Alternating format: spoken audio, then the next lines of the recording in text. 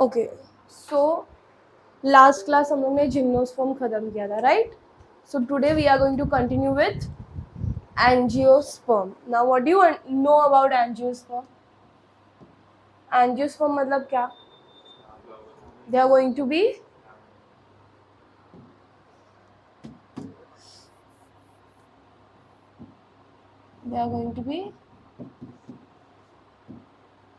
flowering plants.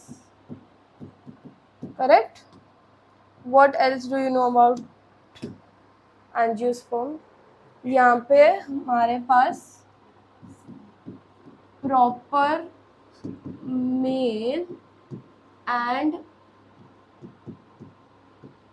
Female reproductive parts present है, right? है ना? What are those reproductive parts? Androecium and gynoecium. Androecium में क्या क्या आता है? एंथर प्लस फिलामेंट, जिनको together we say it as. Gynoecium में क्या क्या आएगा? Stigma, style and ovary. Together they are known as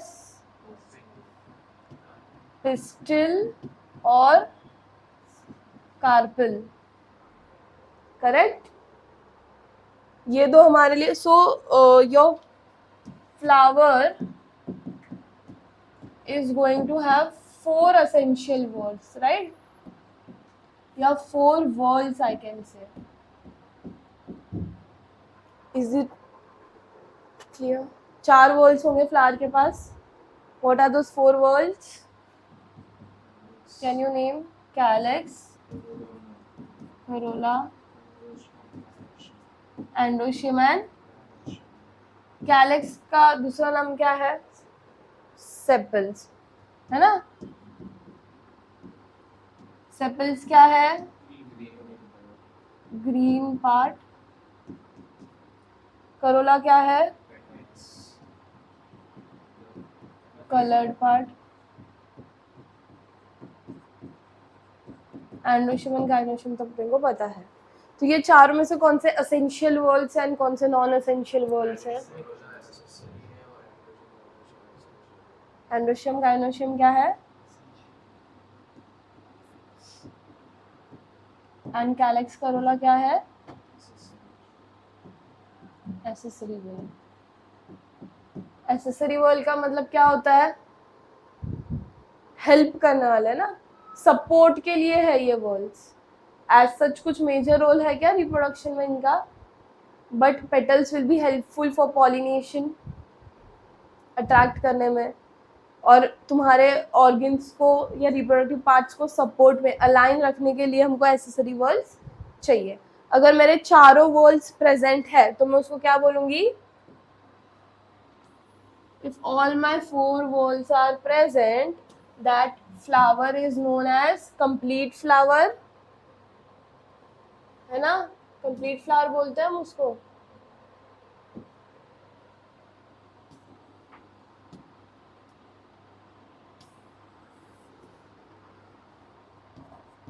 all 4 whorls, हम उसको बोलेंगे, क्या बोलेंगे?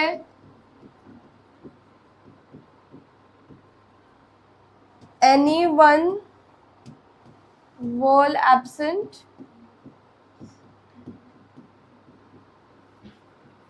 इनकम्प्लीट बोलेंगे, है ना? व्हाट एल्स वी कैन से?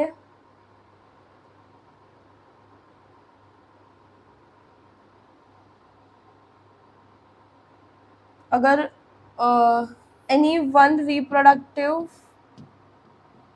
ऑर्गन प्रेजेंट तो उसको हम लोग यूनिसेक्सुअल बोलेंगे.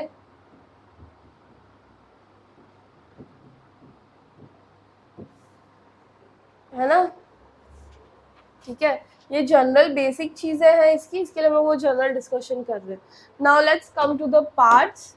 यहाँ पे दिख रहा है तुम लोग को एक फ्लावर के पास, ये हमने देखा स्टिग्मा स्टाइल ओवरी ओव्यूल होता है जिसको हम पिस्टल बोलते हैं। Petals are also known as corolla. Then anther and filament stamen है, यहाँ पे सेपल है, this is your stem, leaf, and this part is known as receptacle. अब हर प्लांट में, since now we are towards the higher plant, every plant is going to have xylem and phloem. Majorly हमको ये leaf part में मिलेगा, तो इनको हम क्या बोलते हैं, वेस्कुलर बंडल। अब ये जो स्ट्रक्चर यहाँ पे दिया है, this structure is about the dicot plant का कैसा जाइलम फ्लोएम दिख रहा है। अभी इन डेप्थ जाइलम फ्लोएम की अरेंजमेंट का जो पूरा कॉन्सेप्ट है वो हम लोग एनाटॉमी ऑफ फ्लावरिंग प्लांट्स में पढ़ेंगे। यहाँ पे हमको वो चीज़ नहीं पढ़नी है, so we are not going to get into it, will discuss that in the next chapter. Clear? अब मुझे बताओगे which is the tallest angiosperm? Eucalyptus. कितना होता है उसका रेंज, एवरेज रेंज बता सकते हो कितनी होगी? Yes, 100 metre.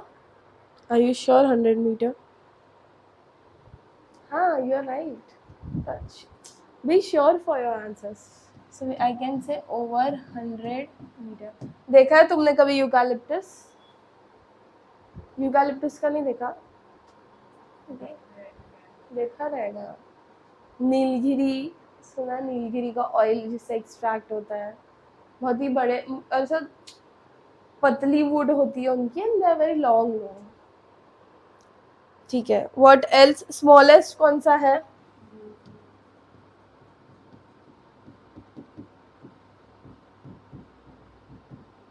वुल्फिया। गुड, ठीक है, इजी है यहाँ तक। क्या होता है?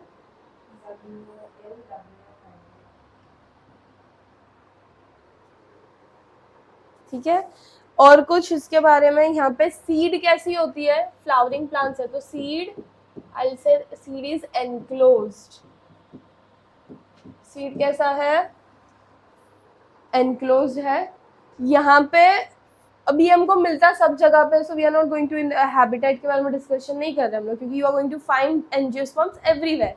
अब यहाँ से बाहर निकलोगे तो बाहर भी तुमको एंजियोस्पर्म दिख जाएगा, है ना? बाहर है कि नहीं है? इधर से भी दिखते हैं ट्रीज हम लोग को। क्या है वो ट्रीज? एंजियोस्पर्म्स ही है ना, जिम्नोस्पर्म्स तो नहीं है क्योंकि फ्लावर है उस पे, right? So let's talk about इसका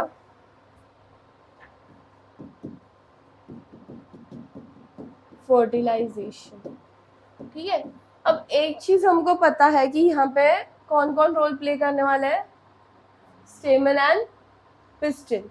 अब मेल, यहाँ पे जो हमारा हम लोग ने लिखा है स्टेमन, अब यहाँ पे मेल गैमेट कौन होता है? एंथर होता है कि पोलन ग्रेन होता है? Pollen grain. So pollen grain is found in ovule is your और एग। ये दोनों हमारे मेल और फीमेल गैमेट है, correct? Now when we talk about fertilization, fertilization में क्या होता है ना, एक चीज याद रखो, जो मेरा मेल गैमेट था पोलन ग्रेन,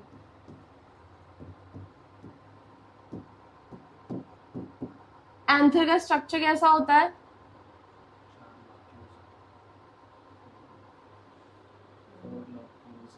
बाइलोब्ड होता है, 4 लॉक्यूल्स होते हैं। अब उसका भी स्ट्रक्चर हम लोग 12th में पढ़ने वाले, तो अभी जितना बेसिक रिक्वायरमेंट हम लोग उतना ही फिनिश करेंगे। पोलन ग्रेन जो है ना, उसके पास कभी कभी 2 सेल्स होते हैं, बट कभी कभी 3 सेल भी होते हैं। ठीक है, जब 2 सेल है तो वो 2 सेल क्या है? एक हो गया वेजिटेटिव सेल एंड दूसरा होगा जनरेटिव सेल। अब ये दोनों में से मुझे बताओ, पोलन ट्यूब कौन सा सेल बनाता है, वेजिटेटिव या जनरेटिव?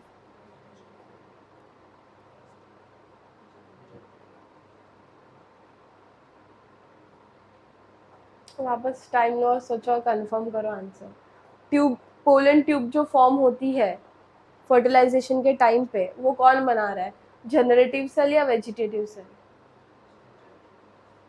तो वेजिटेटिव सेल कौन है? अच्छा, इन दोनों में से मेल गैमेट कौन होता है, वेजिटेटिव सेल या जनरेटिव सेल?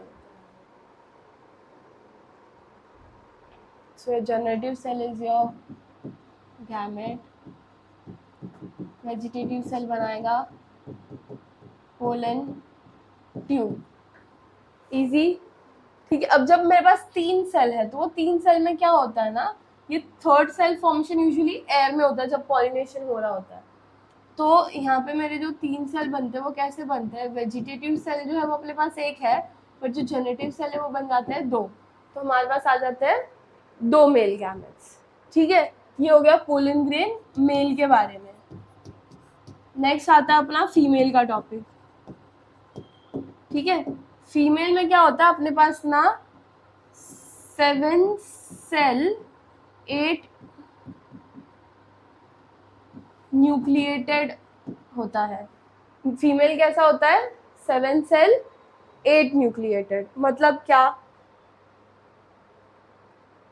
जैसे मेल के पास 3 और 2 सेल्स है एक इसमें एक सेल के अंदर, जो आगे जाके तुम्हारा फर्टिलाइजेशन करने वाला है, वैसे ही फीमेल का जो ओवरी है, फीमेल की ओवरी में ये फॉर्मेशन होती है। फीमेल के किस में ये फॉर्मेशन है, ओवरी में। तो ये अगर let's draw, this is my stigma style and this is my, इसके अंदर ये ऐसा होगा, करेक्ट। अब मेरा जो यहाँ पे है, यहाँ पे 3 सेल्स होते हैं, बीच में 2 सेल्स होते हैं, यहाँ पे 2 cell, and this one is my egg. This is how the placement is of this cells inside the ovary. ठीक है, तो ये 7 सेल का डिवाइड कैसे किया हमने इन 7 सेल को, 3 cells are my antipodals. 3 cells क्या है, 3 सेल्स क्या है, फिर 2 सेल जो है यहाँ पे, ये 2 सेल क्या है मेरे, सिनर्जिड्स।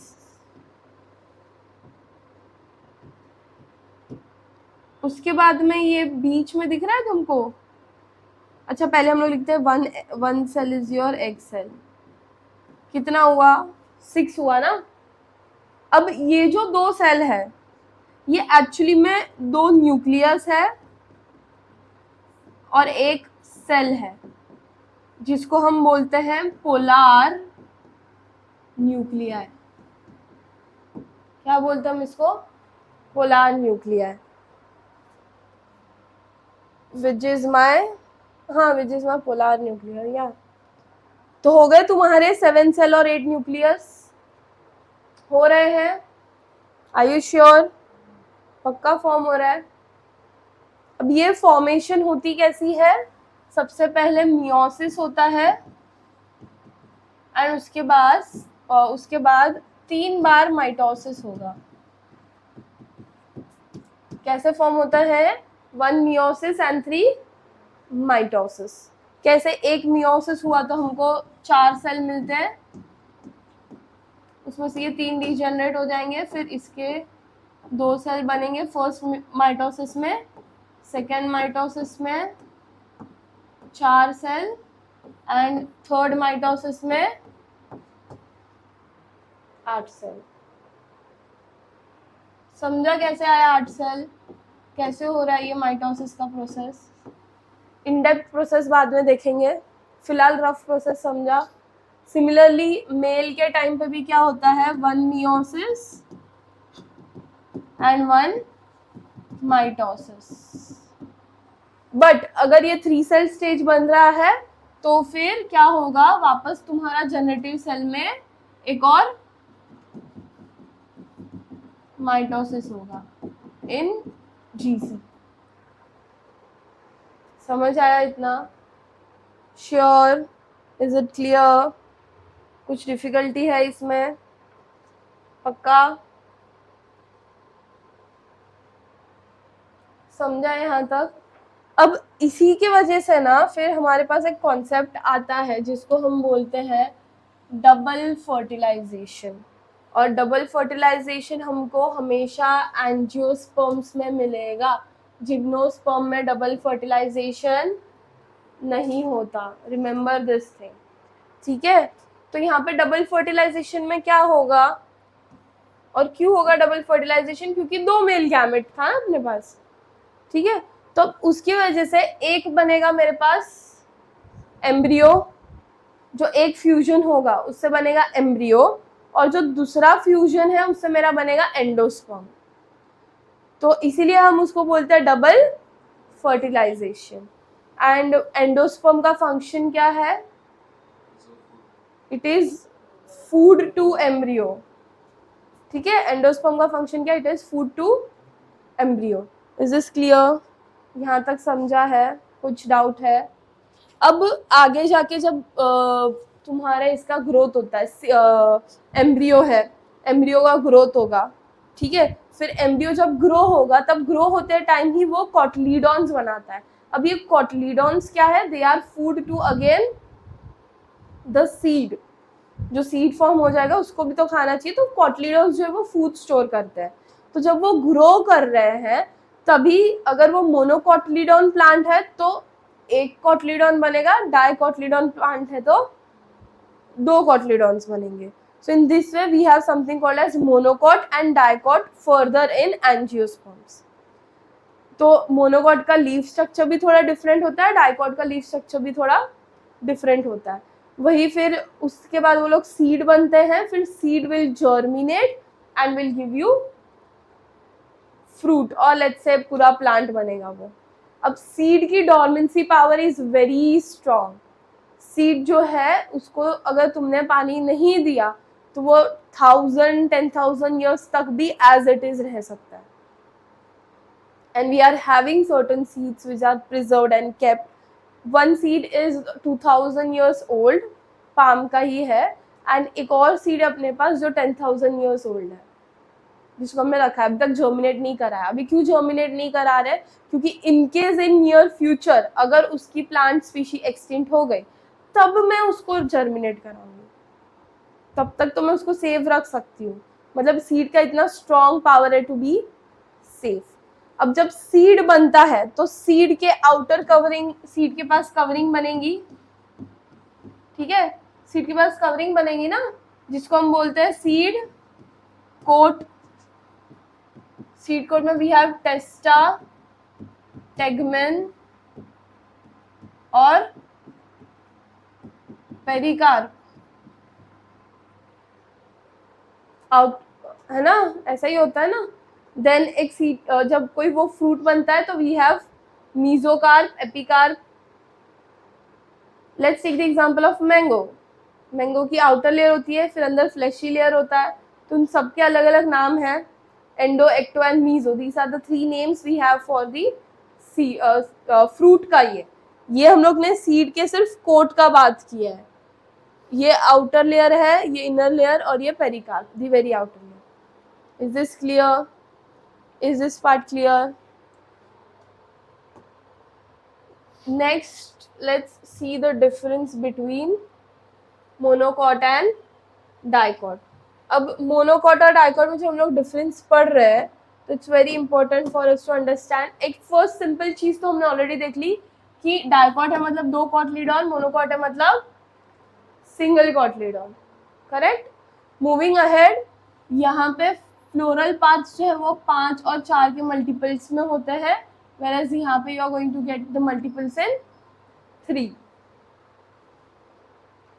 नेक्स्ट, यहाँ पे पोलन ग्रेन के पास जर्म पोर होंगे। यहाँ पे पोलन ग्रेन जो है वो एक सिंगल फरो से ही फॉर्मेशन होता है। यहाँ पे जर्म पोर बनता है, फिर आगे का प्रोसेस कंटिन्यू होता है। यहाँ पे सीधा फरो होता है, जैसे माइटोसिस मियोसिस में एंड में साइटोकाइनेसिस में फरो बनता है एंड फिर दो सेल सेपरेट होता है, यहाँ पे भी फरो फॉर्मेशन है।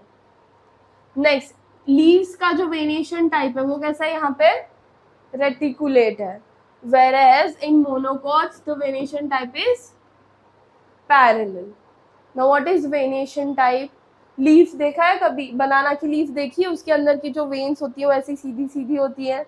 Whereas अगर बाहर की कोई तुम दूसरी लीफ उठाओगे उसमें ऐसे बहुत सारे वियर्ड वेनेशंस होते हैं, डिफरेंट डिफरेंट साइड के होते हैं, तो उसको हम वेनेशंस बोलते हैं. जैसे हमारे अंदर वेन्स है वैसे ही लीफ के पास भी वेन्स होते हैं. क्लियर? देन प्राइमरी रूट जो है उसमें हमेशा यहाँ पे टेप रूट सिस्टम होगा. यहाँ पे tap root system is going to be absent. Clear? And यहाँ पे कुछ कुछ में ही एडवांटेजेस है और यहाँ पे सब में क्या होगा? एडवांटेजेस. नेक्स्ट यहाँ पे you are going to have epidermis, cortex, endodermis, pericycle, pith. ये तुम्हारा टिश्यू सिस्टम का अरेंजमेंट होगा. Whereas in monocots we are just going to have ground tissues. अब ये ground tissues क्या है? कोई पूछेगा नहीं मेरे को कि पता है तुम लोगों को? पता है ना तुम लोगों को? पूछा नहीं तुम लोग ने मेरे से? पता है? नहीं. जब हम लोग एंजियोस्पर्म्स के इंटरनल स्ट्रक्चर के बारे में पढ़ेंगे तो we are going to study कि प्लांट्स में 3 डिफरेंट टाइप के सिस्टम होते हैं. एपिडर्मल सिस्टम होगा, वस्कुलर सिस्टम होगा और ग्राउंड टिश्यू सिस्टम होगा. टिश्यूज के सिस्टम है ये.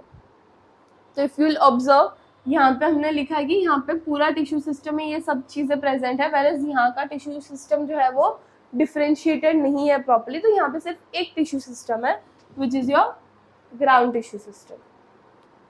समझा? Moving ahead, your vascular bundle यहाँ पे अरेंज होते हैं रिंग के फॉर्म में, whereas मोनोकॉट में जस्ट रैंडमली अरेंज है. तो तुमने अगर हिबिस्कस के इसमें तुमने डायग्राम देखा था जो बनाया था जाइलम फ्लोएम का, उसमें वो लोग प्रॉपर्ली अरेंज थे सर्कुलर पैटर्न में. वही अगर मोनोकॉट में देखोगे तो just randomly they will be scattered. Next यहाँ पे vascular bundle of the stem possess cambium and second growth यहाँ पे पॉसिबल है, whereas यहाँ पे कैम्बियम एब्सेंट है. तो मोनोकॉट्स में सेकेंडरी ग्रोथ नहीं होता.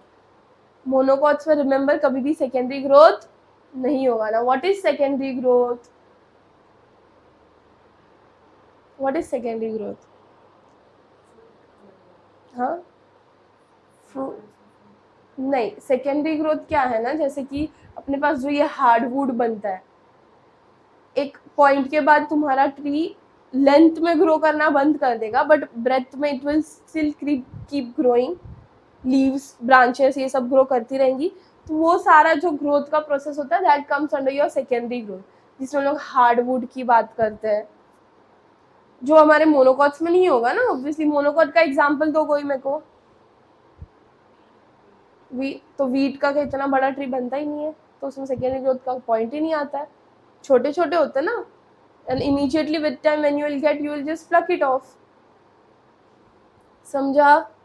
Next, in root pith is absent or small और vascular bundle few होते हैं. यहाँ पे pith present होगा and vascular bundle होंगे बहुत सारे. Last is vessels. यहाँ पे कैसे शेप के होंगे? पॉलीगोनल और यहाँ पे होंगे राउंडेड.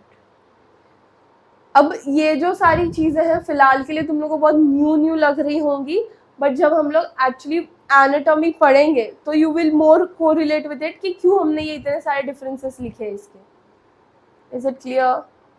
श्योर? चलो, लास्ट मैंने तुमको क्लास में बोला था कि मैं तुमको डायग्राम बताऊंगी साइकिल का, हैप्लॉन्टिक, डिप्लॉन्टिक और हैप्लोडिप्लॉन्टिक का. तो if you will observe the first diagram, this first diagram is of which? Haplontic life cycle है. तो इसमें तुमने देखा जो हमने ऑलरेडी बनाया हुआ है, through out the phase it is gametophyte. सिर्फ जब वो जाइगोट से इसमें शिफ्ट हो रहा है उसी फेज पे वो सिर्फ थोड़ा सा 2n के फॉर्म में बन रहा है, बाकी पूरे time it is in n के फॉर्म में. ये सेम साइकिल हमने बनाई है लाइन फॉर्मेशन में, सर्कुलर फॉर्मेशन में भी बनाई है, याद है? Good. Next is diplontic cycle. तो डिप्लॉन्टिक साइकिल में क्या है? सेम इसका उल्टा, throughout it is going to remain 2n. सिर्फ एक पॉइंट पे जब सिनगैमी हो रहा है, सिनगैमी मतलब क्या? What is syngamy? What is syngamy? Fertilization का ही दूसरा नाम क्या है? सिनगैमी.